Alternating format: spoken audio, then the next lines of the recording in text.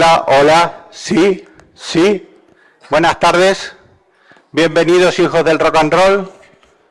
Os saludamos aquí los aliados de la noche con Alberto Hernández Rivero, que es creador de la serie Isaco y sus aventuras. Esta serie pues empezó a publicarse hace 2 años. En el 2022 salió el primer tomo. Sí, creo que sí. 2022 salió el primer tomo y ahora pues este año, a finales de 2023 salió el segundo. Sale el segundo. Y a finales de 2024 saldrá el tercero. No lo sé. Bueno, entonces vamos a empezar esta charla aquí con Alberto, pues él nos va a contar un poco, pues yo qué sé, esto va a ser una charla chismorreo, ¿no? Así para contarnos pues los pequeños secretillos, las intimidades de cómo se desarrolla o cómo se crea una serie. En este caso pues una serie que habla de un aborigen de la isla de, yo digo de la isla de Canarias, porque cuando Isaco se llamaba Canarias, la isla, ahora se llama Gran Canaria, porque ustedes siempre tiran para arriba, ¿no? Buscando conflictos ahora. Dale, oye, Gran Canaria, pues son Gran Canarios. Los aborígenes canarios. Los aborígenes canarios que vivían en la isla de... Sí, pero eran los canaris, ¿no?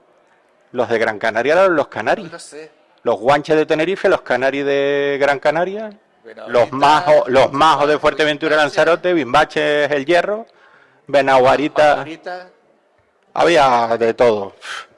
Ya en aquella época éramos 7 islas y cada isla tenía su propia tribu, o sea que fíjate tú. Ahora ya, ¿qué les voy a contar? Bueno, pues Alberto les va a hablar de Isaco, que seguro que tiene cosas más interesantes que decir, y que nos cuente, pues aquí pueden ver la exposición con todo su proceso creativo. Hemos puesto alguna secuencia de cómo va desarrollando sus páginas desde el boceto inicial, pasando por el lápiz, la tinta, la primera capa de color, que es la que va a definir, ¿no?, el tono de la página, y luego pues el color y ya el arte final con los bocadillos y los diálogos y todo.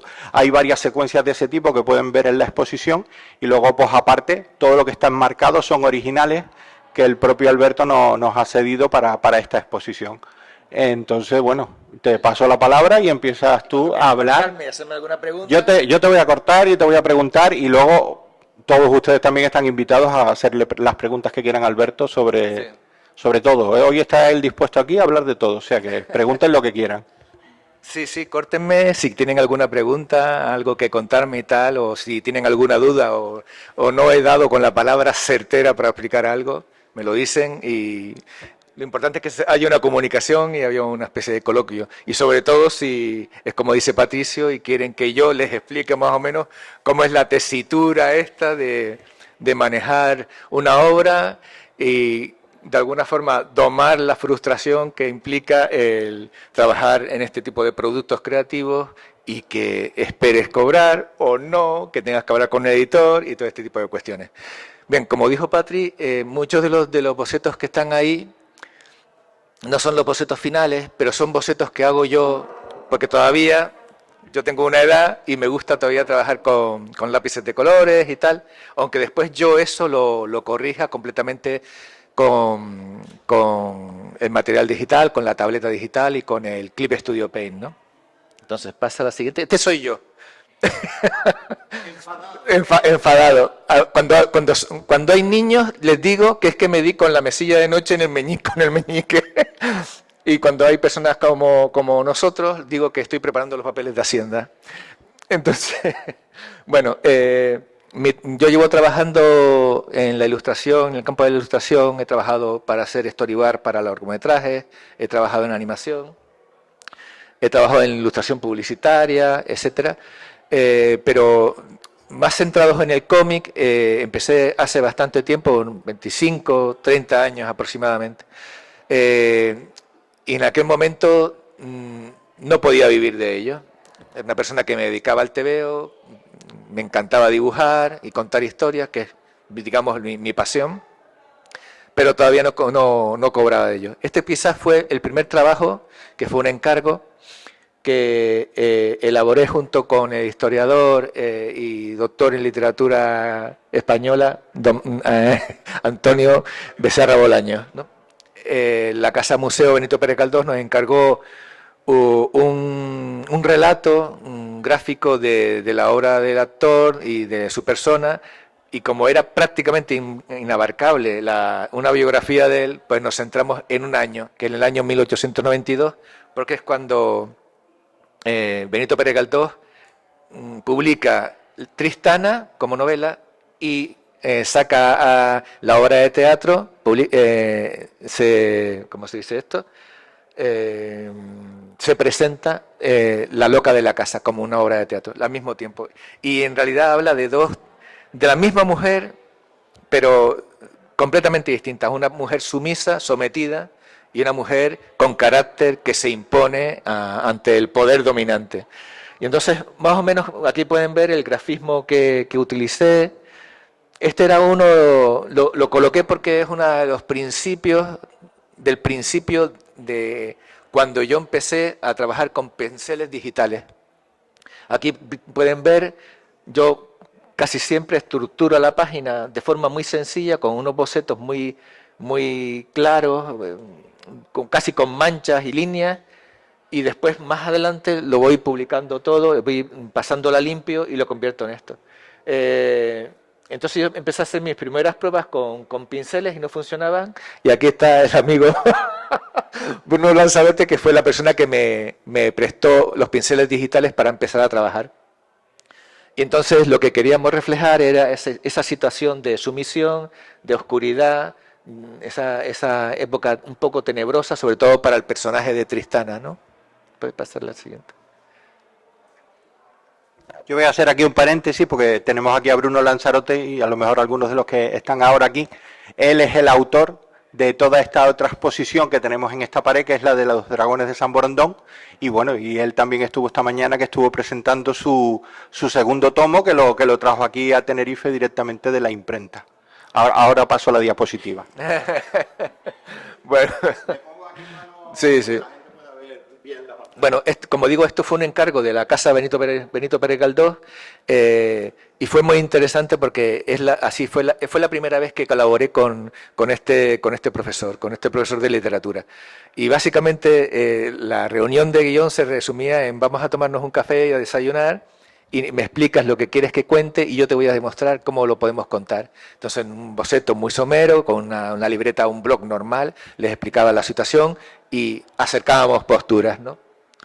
Este es un trabajo nuevo que se va a publicar este año en Nuevo 9, con Ricardo Esteban Plaza, en Madrid, y el guión es de Juan Torres, y el dibujo y el color es mío, aunque actualmente ahora me está ayudando en el color Beatriz Gutiérrez, una artista también de allá de Las Palmas. También eso es la figura de Benito. Exacto, eso es la figura de Benito Pérez Galdós, pero es una ficción en el Madrid de 1910 y algo, 15, etcétera. Y hay un asesinato por medio. Es una de las cosas que suele hacer Juan. Habla de un autor, de un pintor, etcétera, pero le mete también su particular pátina, que suele ser el crimen, el terror y alguna cosa de estas, ¿no? Aquí, como pueden ver, bueno, yo tengo que decir que soy una persona, un autor bastante versátil por una cuestión fundamentalmente alimenticia. Me da cosita ver la nevera y verla vacía, y entonces me adapto a los clientes. En este caso, la línea era muy similar, una línea clásica, pero el grafismo es completamente distinto, ¿no? ¿Puedes seguir? Sí, por favor.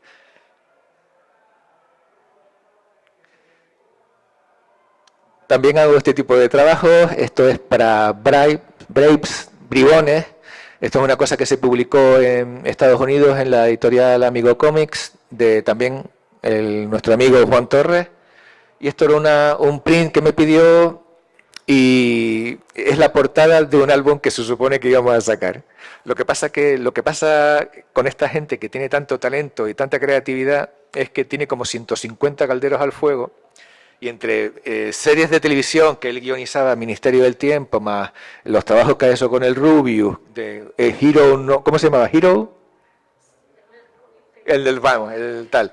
La serie de animación que él la guionizaba, más todos los trabajos que tiene él de relatos y tal, pues muchos de los proyectos se quedan un poco en un segundo plano, porque no da bio el hombre. Es decir, tiene muchas cosas que contar, muchos autores a lo que destinar páginas y el Rubius pagaba mucho dinero.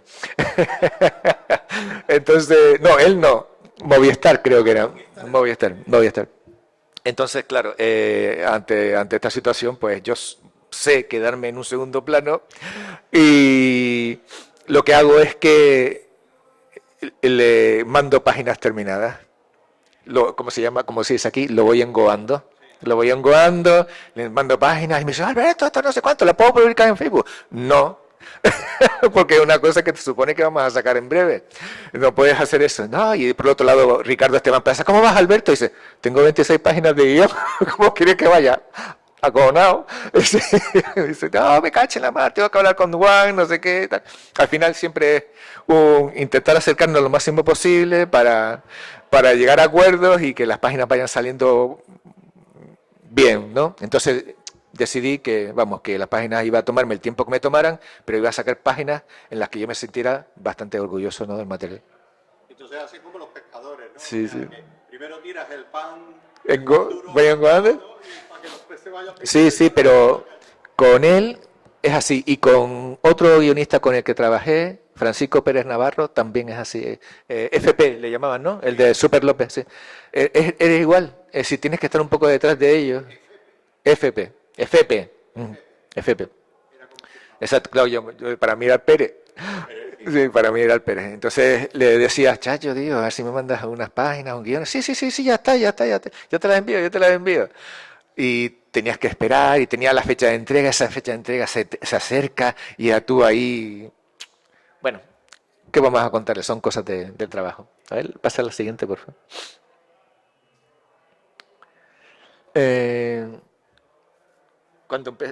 Bueno, esto es una cosa que también le tengo muchísimo cariño. Es una cosa que de momento no va a salir, aunque tiene unas cuantas novias. Y es una de las parcelas que a mí me gusta, como en el saco, ¿no? El dibujo infantil, el trabajo infantil. Esto también lo hago con el amigo Bruno, él es el guionista. Bueno, en realidad tuvimos una reunión, tuvimos unas ideas, yo le expliqué lo que me gustaría hacer, él lo adornó y tal, y empezamos a colaborar juntos y tenemos un montón de personajes, una historia interesante y hay gente interesada en el proyecto, lo que pasa es que estamos todavía cuidándolo un poco.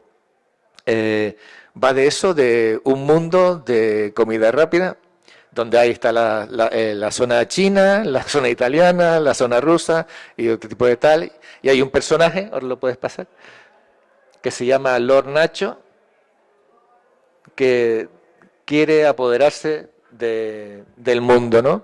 Y al principio la historia se va a llamar un poco Fast Food City, pero en realidad el personaje este, Lord Nacho, nos gusta tanto que posiblemente los cómics se llamen Lord Nacho y su aventura. El ascenso de Lord Nacho, el regreso de Lord Nacho. Pues nada, en este tipo de trabajos yo es cuando puedo soltarme, porque una de las cosas que tiene la ficción y el dibujo infantil es que puedes estirar las cosas hasta donde quieras. Puedes jugar con ellas, tirarlas al suelo y tal. Con otro tipo de dibujo es un poco más complejo porque tienes que guardar una estética, unas formas, unos volúmenes de los que no te puedes escapar, ¿no? Sigue la siguiente. Y entonces, mientras esto estaba saliendo, estábamos peleando con esto, salió Heather Hale, que es una guionista de televisión americana, ganó un concurso, se llevó un premio de narrativa de cómic sin antes estar el cómic hecho. Era un trabajo de guión. Y entonces se llevó un premio nacional. Y en ese momento Andrea Molinari, que es la persona que más o menos lleva mi trabajo en Estados Unidos, pues me dijo, tengo una cosa que te puede gustar si tú quieres, pero tienen que hacerte pruebas. Y a mí eso ya un poco me chirrió, porque la verdad es que cuando hacen pruebas no gano nunca. Hay mucha gente con muchísimo talento, es lo que hay. Entonces, leí la historia, me pareció genial. Es una niña vampira de 300 años por ahí que necesita una canguro para que no la detengan cuando va por la calle de noche. Básicamente es eso. puede hacer un montón de cosas, pero eso no. Entonces, si va a clubs nocturnos, si va a centros comerciales de noche o si quiere un cubata, pues no se lo permiten. Entonces necesita esta canguro. Esa es la premisa, ¿no? Y todo se centra en la ciudad natal de Heather, ¿no? Que es Pittsburgh. Pues, eso seguramente tú no lo sabrás. Es una primicia. No. Esto. Ay, no se ve. No sé si se verá. Bueno. Vale, da igual. La cuestión es que, bueno, hay una imagen en primero, que es la imagen de la niña bajando por las escaleras, que van desde la cima de la montaña hacia abajo, hacia la ciudad. Ya se ha contratado una serie, un equipo de producción. Esto va a salir en plataformas digitales y lo va a hacer la gente de Cobra Kai, la que hizo Cobra Kai. Se ha vendido los derechos de este material y parece que dentro de poco se publicará la serie de televisión, ¿no? Imagen real, imagen real. Entonces puedes seguir y tal. Aquí vemos a la niña vampira cuando le dice a Brenda que su canguro, que es una vampira. Como esta secuencia después también la llevo a otros colegios y tal, pues no suelo poner la siguiente imagen, que es cuando ella se acerca al baño y ve a los cadáveres de los muertos. Entonces es juvenil, pero tiene, claro, me pedían que fuera un poquito gore en algunos aspectos. Entonces por eso me lo pasé también, ¿no? Es bastante divertido. Son como tres números grandes, es decir, cuando digo grandes significa que la grapa es casi de 30 páginas y después se recopiló en un álbum y ha funcionado súper bien. Eso, ¿sigue? Porfa. Eso me permitió después poder negociar el siguiente contrato con la editorial americana. Esta también sigue, es otra de las portadas de Seabytes. Claro, al principio, cuando trabajas con los americanos, ellos no te conocen tu trabajo, más o menos les gusta lo que haces, pero ellos no saben cómo eres deficiente, no saben si vas a cumplir los plazos, no sabes si eres una persona seria, porque nunca han trabajado contigo. Y da igual lo que tú les digas, lo que prima va a ser eso, ¿no? Entonces, cuando vieron que yo era una persona que cumplía con las fechas, que al principio tenía que hacer 4 páginas semanales completas a todo color, lápiz, tinta y color, 4 a la semana. Entonces yo dije, bueno, eso lo puedo hacer yo y tal. Al principio me vine arriba, pero después empezó la cosa a pesar. Pero bueno, lo conseguí. Pasé mucho tiempo de noche pensando en los astros, pero al final se conseguí. ¿Qué pasa? Que si la serie funciona y la editorial está contenta contigo, tu agente está contento contigo, te empiezan a pasar más material. Más material, por ejemplo, el siguiente álbum a mí me pasaron como 4 guiones. En los que me decían, puedes elegir. Elige el guión que te parezca, el que te guste y el que te guste hacer. Y claro, un proyecto de este tipo es casi un año de trabajo. Entonces, o te gusta y lo vas a pasar bien, o no te gusta, lo coges y es un infierno. Entonces, yo me retiré esos 3 primeros y me quedé con el último, porque me parecía entretenido, porque es una familia que viaja en el tiempo, Family Times, ¿no? Y entonces puedes dibujar desde dinosaurios, puedes dibujar hasta justas de espadas y tal, castillos medievales, yo qué sé, etcétera. Y entonces, cuando existe esa cantidad de registros, estos son 6 capítulos de 29 páginas cada uno, 6 grapas de 29 páginas a cada uno. Entonces, no te aburres, estás todo el día aprendiendo cosas, de hacer caballos, hacer perros, yo qué sé, hacer dinosaurios o monos o lo que sea. Y pude retrasar, es decir, pude bajar la cantidad de páginas que entregaba y pude subir el precio. Es decir, entiendo que si esta sale y funciona bien, podré hacer lo mismo hasta llegar allá vamos hasta el infinito. ¿Qué pasa? Que como pueden ver, por lo general trabajo para franquicias, es decir, son guiones y cómics que pertenecen a grandes empresas, conglomerados de empresas y tal, y que su finalidad es crear un capítulo piloto antes de que salga en la televisión, para poder venderlo con cierta facilidad. Y si tienen un club de fan o un grupo de personas que les sigue, pues ya saben que ahí ya tienen una posible venta, ¿no? Es un poco así. Entonces, como son franquicias, yo de ahí veo muy poco dinero si se hace una serie de televisión. Es decir, me dan una palmadita en la espalda, sal con los créditos y poco más. Yo tengo otra serie que también está, va a salir para plataformas digitales y tal, y eso ya está el guión terminado, el guión del capítulo piloto, y está en proceso del capítulo piloto. Y ahí sí pesco bastante porque el guión es de Víctor Santos, que ya sacó en Netflix Polar, no sé si les suena, es una película de una gamberrada de espía y contraespionaje muy loca, que a él le puso, yo creo que era Black Kaiser o algo así, Polar, sí, Black Kaiser.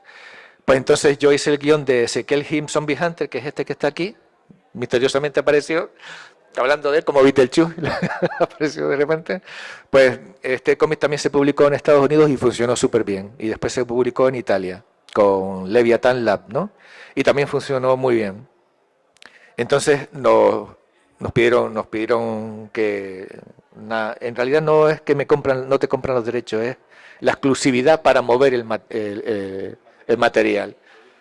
Entonces estamos ahí y estamos esperando a ver qué pasa.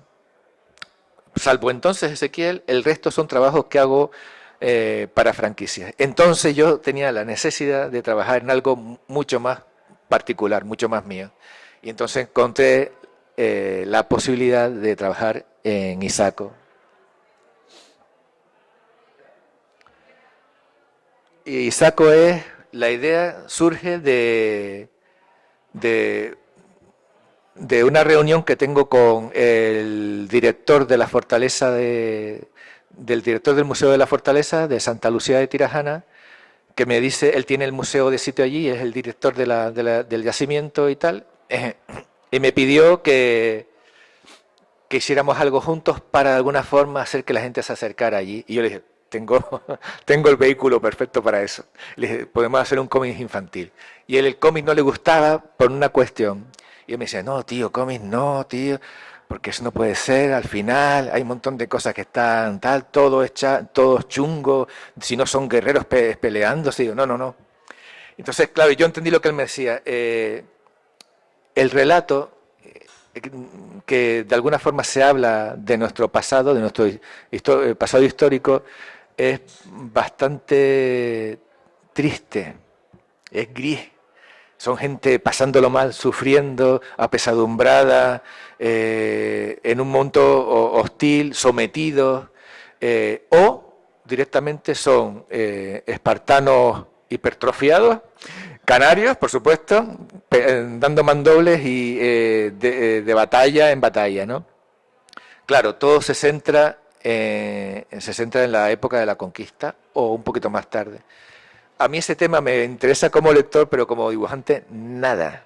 Pero nada es nada. Entonces yo dije, ¿y si echamos un tiempo un poco más atrás y hablamos de una historia para niños, hablamos de patrimonio, de identidad, sin que se den cuenta? Si conseguimos eso, esto sería el vehículo perfecto para establecer un contacto con los nuevos lectores y los nuevos visitantes a la fortaleza. Pasa la siguiente, sí. Sí, ese es el símbolo de Tibicena, sí, Tibicena Publicaciones, y la empresa que lleva el yacimiento de la fortaleza es Tibicena Patrimonio y Arqueología. Y el arqueólogo es Marco Moreno Benítez. ¿Que es con quien tú hablas? Sí, es mi socio en este tinglao. Entonces al principio, pues vamos, teníamos un poco de incertidumbre, hacer un cómic es costoso, la impresión también, pero aún así nos arriesgamos y sacamos una cantidad bastante importante para lo que se acostumbra, que son unos 2.000, entre 2.500 y 3.000 ejemplares de entrada. Sí, sí.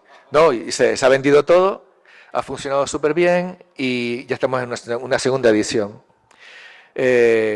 Con eso yo ya me seguía dibujando el segundo álbum. La cuestión es, vamos a realizar una serie en los que los personajes se van moviendo un poco y pueden incluso saltar a otras islas. Eso, vamos a dejarlo ahí. Bueno, esta es la fortaleza que se encuentra en Santa Lucía y ese es el Roque de Amurga, que es una montaña sagrada para los aborígenes o del yacimiento, del asentamiento de la fortaleza. Eh, mm, yo le propuse a Marcos que fuera una ficción. Él al principio lo tomó un poco de aquella manera, pero le dije, pero lo que vamos a contar tiene que ser una ficción, pero en un entorno real, con elementos reales, donde haya fauna real, donde la flora sea real y tal. Pero, claro, yo le dije, pero va a ser luminoso, lleno de color, divertido y amable. Es decir, también venderemos algo de misterio, suspense y también aventura. Pero eso es ese es el elemento que necesita un niño para engancharse a la lectura, ¿no? Este tipo de juegos, ¿no? Aún así, contamos algo del patrimonio, de nuestra identidad paisajística, que era una de las cosas que a mí me importaba mucho, porque claro, yo la verdad es que cuando veo este lugar, a mí me parece un espectáculo visual, es decir, me parece un sitio magnífico. Y solo pienso que la gente que estaba allí en aquella época, sobre el siglo X y XI, estaría espectacularmente bien. Es decir, tenían agua, había un caudal que venía desde la montaña, había comida, etcétera. Entonces la gente que más o menos estaba disfrutando de una vida, si no plena, casi plena, ¿no? ¿Seguimos? ¿Y esto es documentación que te pasa a ti? Sí, sí. Yo le propongo a Marcos. Mira, estos son otra de las imágenes, esto ya yendo hacia abajo, que ya da al mar, y ese es el barranco que llega hasta la costa, ¿no?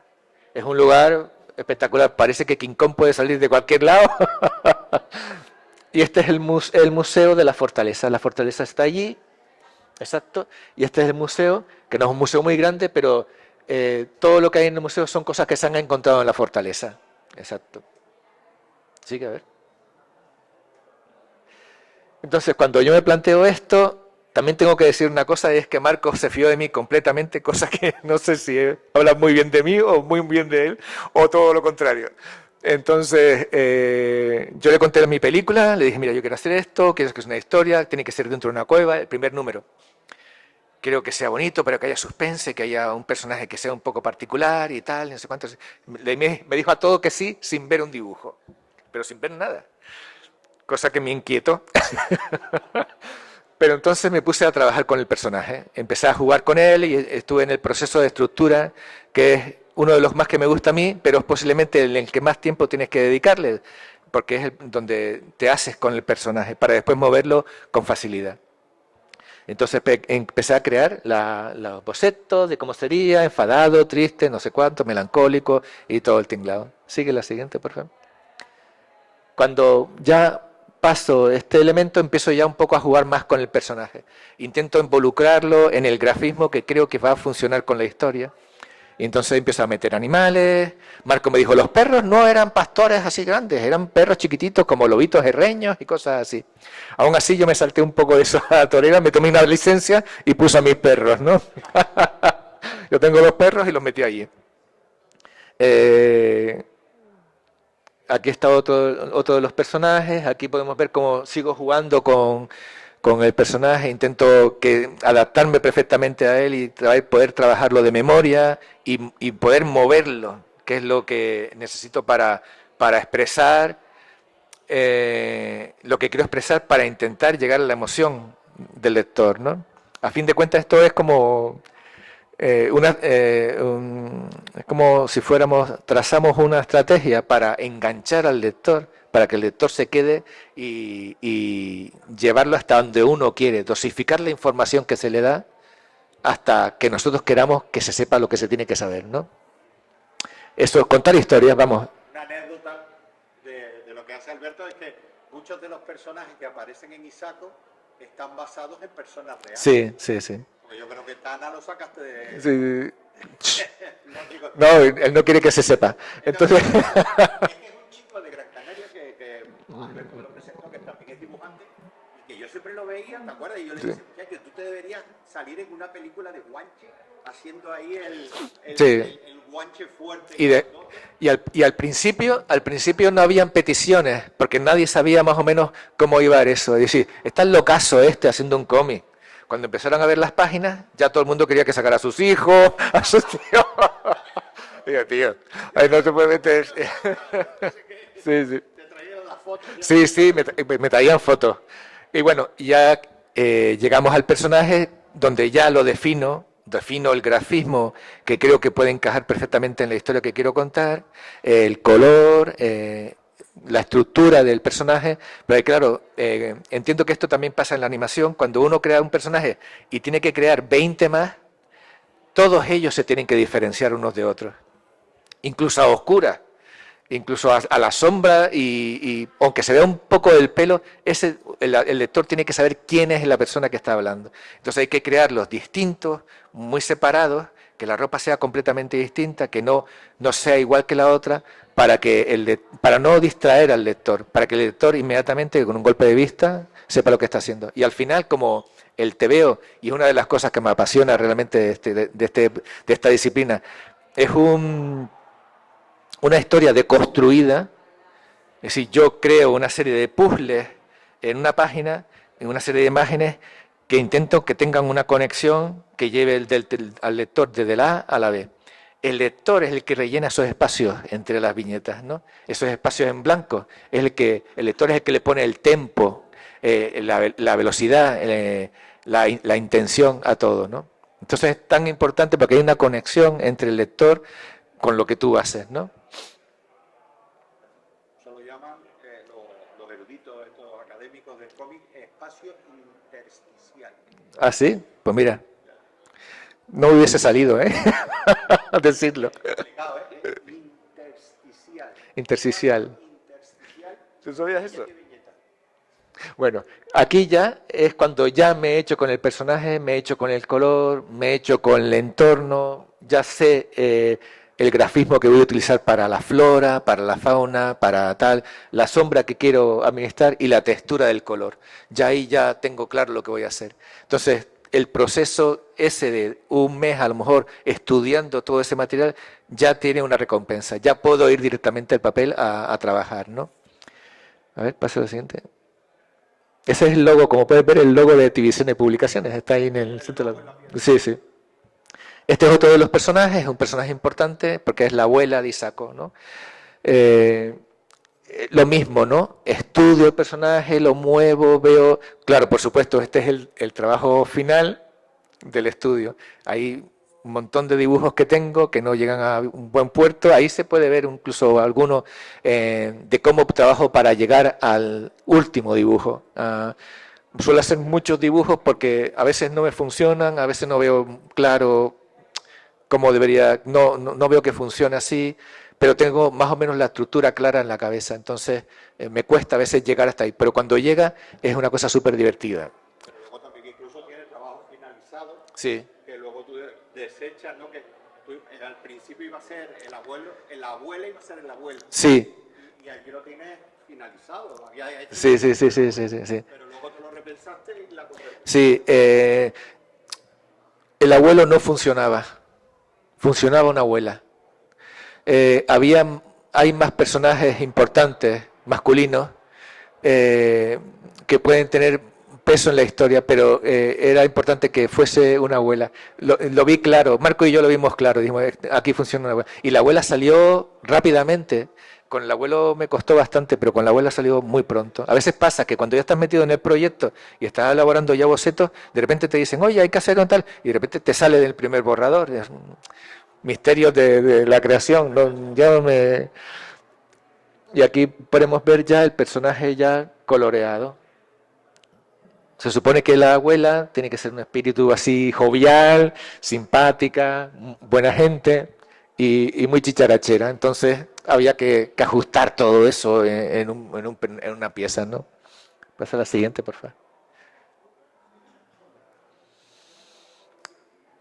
Y aquí ya tenemos un trabajo en el que incluyo como un personaje más los paisajes.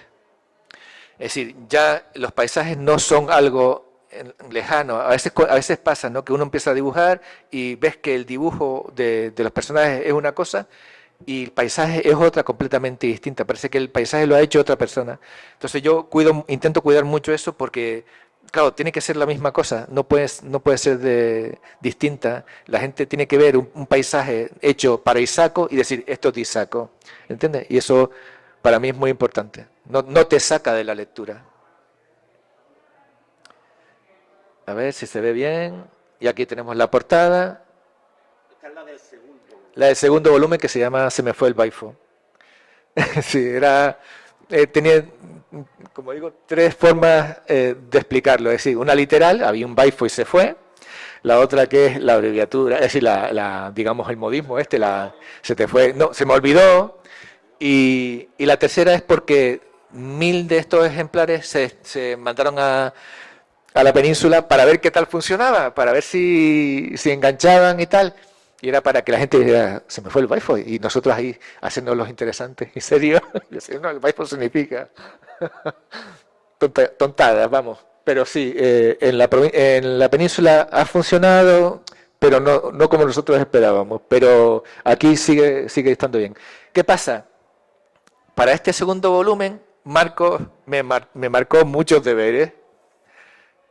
Uno de los deberes era, necesito que salga la fiesta de Almogarén en el punto del Roque de la Murga. Aquí se puede ver la fortaleza. La fortaleza está aquí, ¿vale? Y esto es la cima de la montaña esa que se veía enfrente antes, ¿no? Entonces, la fiesta de Almogarén era una reunión donde los ancianos hablaban a los pequeños, a los niños, de sus antepasados, e intentaban pasar de sabiduría de unos a otros, ¿no? Entonces ahí se hacían una especie de rituales, se vertían en esos agujeros que tienen un nombre, pero ahora no lo recuerdo. Se vertía, ¿cómo se llama esto? Leche, semillas, de tal, y no sé qué. Después se dedicaban a bajar caminando desde ahí hasta la fortaleza. Y entonces yo lo que tuve que hacer es coger estas imágenes que me pasaban los arqueólogos, los historiadores, y llevarlas a mi terreno, meterlas en el cómic de Isako, ¿no? Bueno, y más o menos es el resultado, ¿no? Entonces yo intento acercar lo que me dicen los historiadores y los arqueólogos, y hago toda la travesía esa hasta llegar a la fortaleza, ¿no? Era uno de los deberes que tengo. Me marcó unos cuantos más, ahora veremos. Porque ya el primer trabajo fue vamos a ver qué pasa aquí. Y en el segundo es, esto se puede hacer, pues vamos a seguir un poquito más allá. Entonces, estará una de las también de los deberes que me marcó Marcos fue que visitáramos otro yacimiento. En este caso, que está bastante cerca de la fortaleza, es el yacimiento de Rosiana. Entonces ahí, y que los personajes entablaran relación con otra tribu o otro asentamiento, ¿no? Entonces yo también quité casas y quité árboles y cosas que se supone que no deberían estar. Pásalo si quieres. De todas maneras, te iba a preguntar, en realidad, lo que es que también el yacimiento de Rosiana se llama Montaña de los Huesos, sí, es porque todas estas cuevas son cuevas funerarias, ¿no? Sí, pero también Todo esto que se ve por aquí. sí, pero también había un asentamiento, ¿vale? Que también había un asentamiento. Sí. Un poblado. Curiosidades mías, Sí. Ustedes también pueden preguntar. Sí. Bueno, y aquí puse a uno de los personajes que tiene una especie de camino del héroe o camino del guerrero, y tiene que ir a buscar quién es el dueño del Baifo sin hacer mucho spoiler, ¿no? Entonces ahí coloco fauna, flora, que tenía que ver mucho. Ahí se ve un lagarto de estos, un lagarto de la época y tal. Y bueno, ¿Y este es un personaje nuevo que creas para el segundo volumen? No. No, este ya aparecía. Sí, sí. Ese Bentagay, que es este personaje, y Saco son huérfanos. Entonces son esos personajes que a los que yo le asigno el rol de tengo que intentar hacer ver que soy importante en el poblado, cuando nadie le ha pedido nada al respecto. Es una cuestión de ellos, ¿no? Entonces con esos elementos me valgo yo para contar historias. Entonces, cuando uno crea un personaje, no solo crea un personaje visual, sino uno establece unos parámetros en que uno tiene que conocer el personaje, de dónde viene, para dónde va, quién es, cuáles son sus problemas, quién es su familia, qué le pasó a su familia, etcétera. Todos estos elementos son importantes porque forman el contexto y al personaje en sí. Paso al siguiente. Otro de los deberes, faltan 2 deberes, otro de los deberes era que dentro de Rosiana hay una cueva muy especial, que es esta, que era importante, se utilizaba también como granero y como otras cosas, y yo pensaba que esos puntos que ven ahí yo pensaba que eran estrellas, y los arqueólogos me dijeron que no, que tenía que más que ver con la cosecha, tenía más que ver con la lluvia, tenía que ver más con la recolección de alimento, ¿no?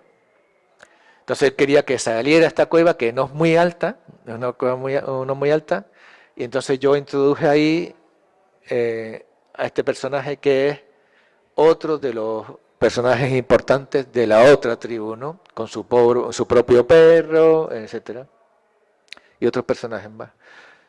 Es un poco como la cueva pintada de Galdar. No, la cueva pintada de Galdar es como mucho más enorme y pinturas distintas, mucho más amplias. Esto es otra de las cosas, como dije antes, esto es el barranco visto desde abajo y se ve la montaña de la fortaleza arriba, la montaña grande. Y esto antes había un caudal enorme de ahí, que me decía Marco que cuando estaba grande no se podía pasar de un extremo a otro. Entonces, eso había que recrearlo. Entonces, también lo mismo, ¿no? Utilizamos todos los animales que aparecen, son animales que se supone que deberían existir, toda la flora que aparece también son plantas y flora autóctonas de la zona, etcétera, ¿no? Paso al siguiente. Y bueno, y más o menos esto es ahora cómo fabrico yo las imágenes, ¿no? Esta es mi cocina. Mi cocina es que yo, como el guión también lo creo yo,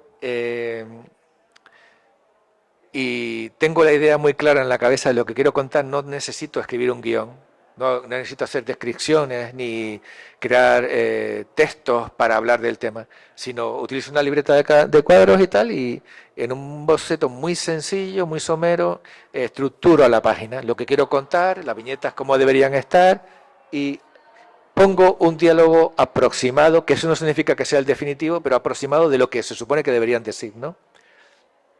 Después de esto, pásalo si quieres, después de esto pasamos a pedirle a Marcos documentación de la página. Oye, en esta página tiene que aparecer la cueva de la fortaleza, la que va de un extremo a otro de la montaña. Entonces, vale, empieza a pasar información y yo esta información la recojo y es la que me lleva al trabajo siguiente, que es el trabajo de definición de lápiz, ¿no? Donde a veces trabajo en lápices de colores, hago el boceto muy muy somero con lápiz azul y después lo remarco con rojo o a veces con negro, da igual, pero en definitiva lo importante es que sea una guía para empezar con la tinta. Yo el lápiz lo corrijo con la tinta y después de esto pasamos ya a la tinta más o menos definida, con todos los personajes que quiero colocar, cómo los quiero colocar, y después pasamos al siguiente plano, que es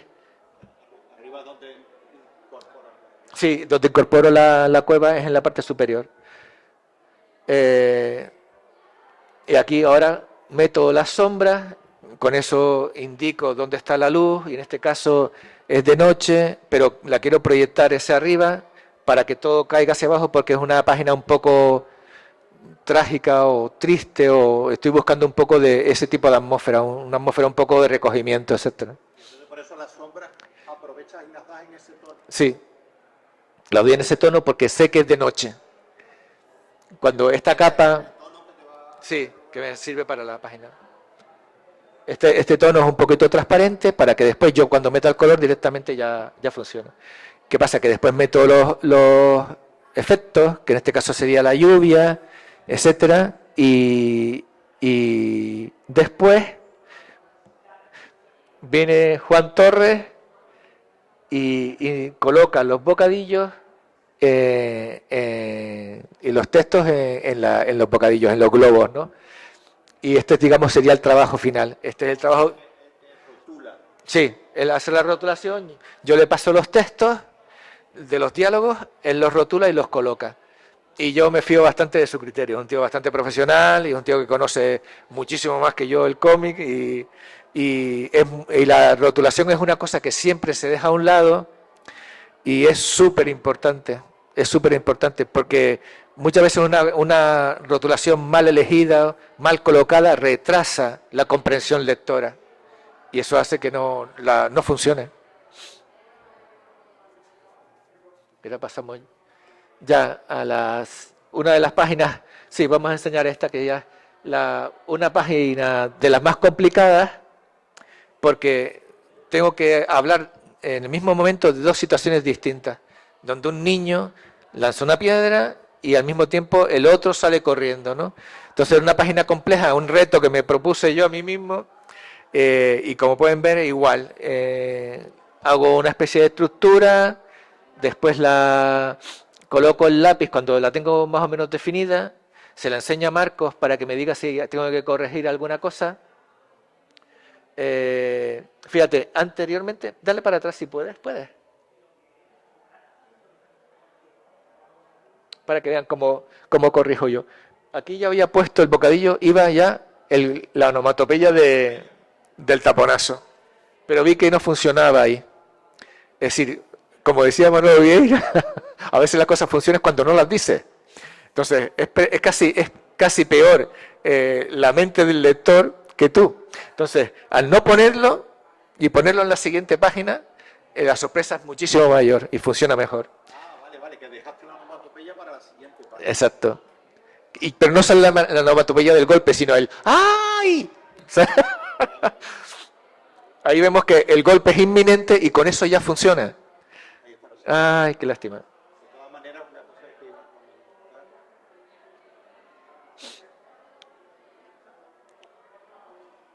Aquí también, porque en el anterior no tenías marcada las viñetas. Sí, pero que tenía que ver cómo funcionaba, porque recto no me funcionaba. Pero si lo colocaba recto, la acción estaba separada, compartimentada, pero no funcionaba. Al ponerlo un poco en diagonal y tal, pues consigo esa sensación de dinamismo, de velocidad, de rapidez, ¿no? Pasa a la siguiente a ver si se ve algo más.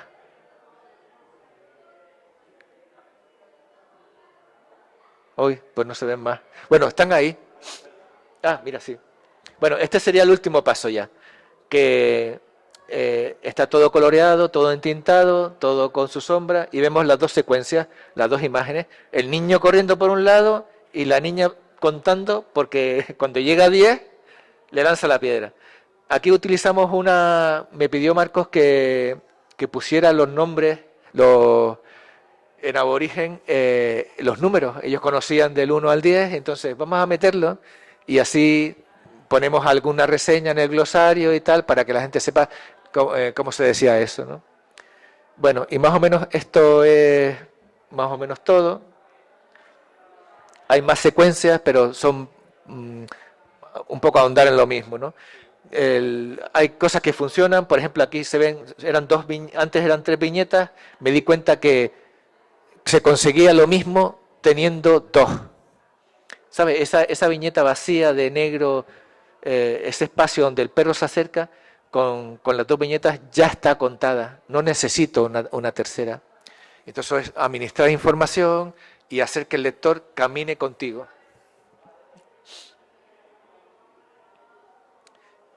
Aquí, por ejemplo, esta es otra. Y aquí Marcos me dijo, tío Alberto, mete más personas trabajando, haciendo cosas, que se vea que están cuidando no sé qué, tal. Y en la siguiente ya la vemos. ¿Qué pasa? Que, ay, bueno, claro, para los arqueólogos, ahora los arqueólogos todo quieren que lo haga yo. Porque claro, una de las cosas que tienen los dibujantes de cómics es que nosotros podemos irnos al lugar, visualizar el lugar, saber cómo es, eh, porque tenemos en la cabeza la capacidad para mover los elementos en el espacio. Aquí, claro, y ahí, sí, sí, exacto, sí, sí. Entonces, como pueden ver, como, sí, que es la tinta solo. Vale. Como pueden ver, aquí hay un montón de secuencias y un montón de elementos en donde la vista del niño, del lector, se juega por todo el espacio de la viñeta. Porque hay elementos que no cuentan nada, pero son importantes, como esa lagartija en la piedra, como ese perro que quiere jugar con el presa o con el perro grande, esos higos que están ahí en el cuenco, los pajaritos, esas personas arreglando el tejado. Todo este tipo de elementos, además del apoyo textual de los diálogos de los personajes, hacen que haya varias lecturas. Una lectura que puede incluso ser adulta, porque ves recrear un espacio real que aún hoy existe, y al mismo tiempo ves la recreación de eso, y al mismo tiempo ves otro tipo de cuestiones como divertidas para los niños, como el perro ese que intenta jugar o lo que sea, ¿no? Y yo creo que ya está. Ah, sí, el vídeo, pero no sé si el vídeo se verá. Bueno, hice un vídeo, a ver, inténtalo a ver. Sigue, sigue, sigue. Bueno,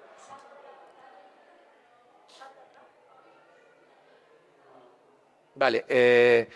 Para hacer la promo del segundo, Marcos me pidió, Tacho, y si hacemos una animación, porque hubo un par de llamadas interesantes.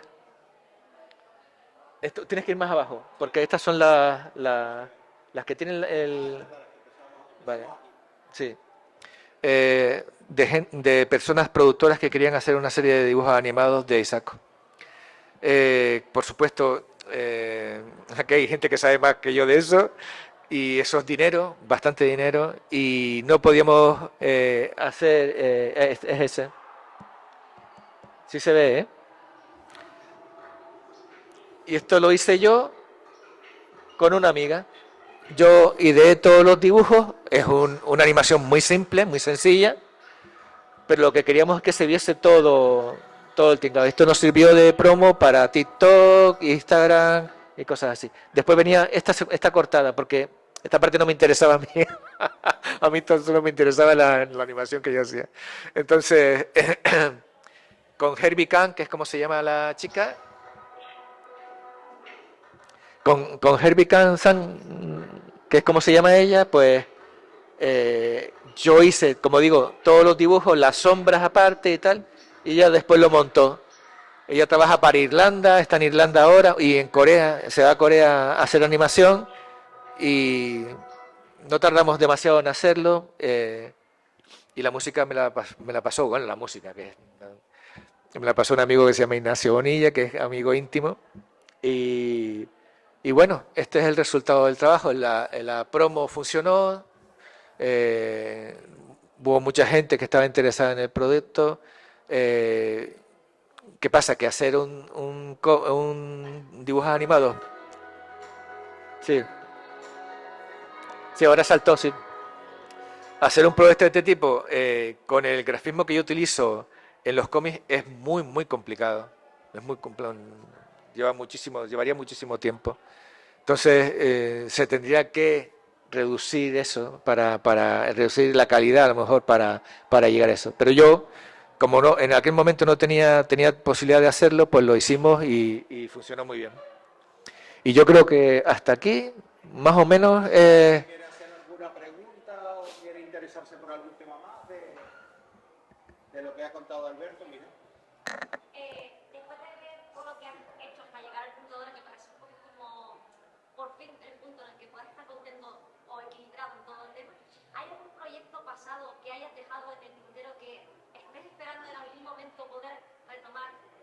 Sí, muchos. Bueno, es que cualquier persona que se dedica a desarrollar proyectos creativos y tal, tiene ese cajón desastre ahí en el que tiene 2 trillones de cosas escritas, otras no, pero son ideas que de vez en cuando pasa el tiempo y te rondan y te vuelven a decir, estoy aquí. Que a veces es mejor ni mirarlas porque dices, oh, tío, me interesaba un montón hacer esto.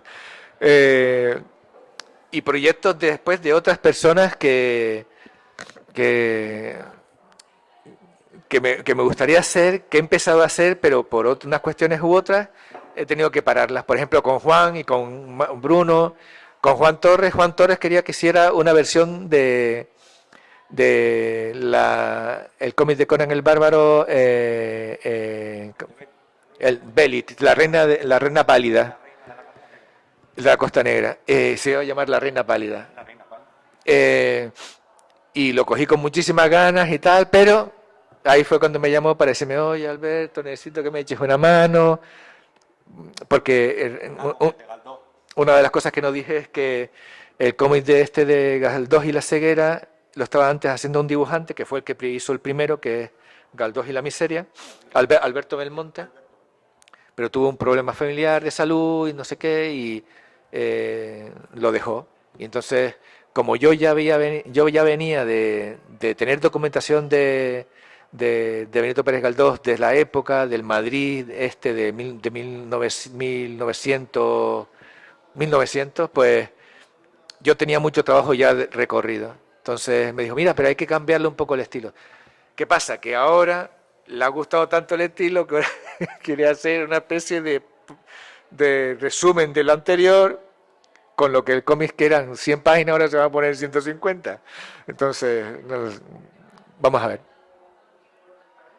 Pero sí, mucho. Y con un montón de gente. ¿Alguna pregunta más? ¿Una preguntita más? Pues,